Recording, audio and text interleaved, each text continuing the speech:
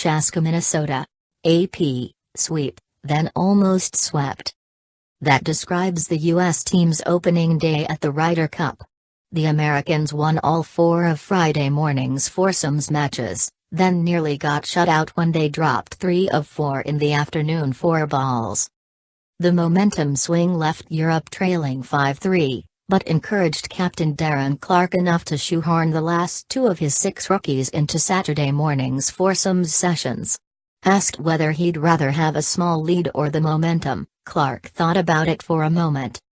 "As I'm sitting in my seat right now, in the position we were in at lunchtime, down 4-0, I would definitely say, momentum," he said.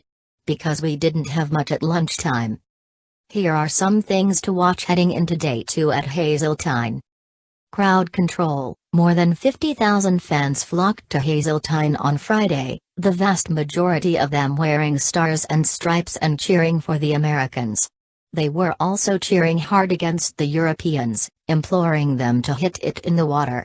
And taunting rookie Danny Willett, whose brother penned an essay earlier in the week that was critical of American golf fans.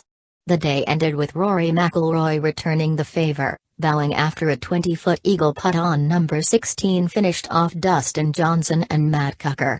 McIlroy was asked if he thought the gesture would incite even more hostility on Saturday. "No worries on my part," he said with a grin.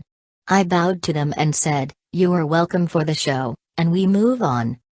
A little faith. Jordan Spieth and Patrick Reed got the Americans off to a rollicking start with a 3-2 victory over Henrik Stenson and Justin Rose on Friday morning. They had a rematch in 4-ball in the afternoon and lost 5-4 despite posting 6 birdies in the first 11 holes. Davis Love 3 kept them together for a 3rd straight match on Saturday morning, when they will face Sergio Garcia and Rafa Cabrera Bello in the final match of the foursomes. Westwood rests. Lee Westwood is playing in his 10th Ryder Cup and is 2.5 points away from breaking Nick Faldo's career Ryder Cup record. But the Englishman struggled mightily in his morning match with rookie Thomas Pieters, a 5-4 loss to Johnson and Kuchar. After the match, Westwood asked Clarke, his close friend and former Ryder Cup partner, to not consider him for play in the afternoon so he could work on his game on the practice range. Westwood is not among the pairings in foursomes on Saturday morning. "Lee's a stand-up man and he didn't have any reservations about telling me the truth, as indeed would any member of my team," Clarke said. "But his information to me was such that he would prefer to hit some more balls before playing again."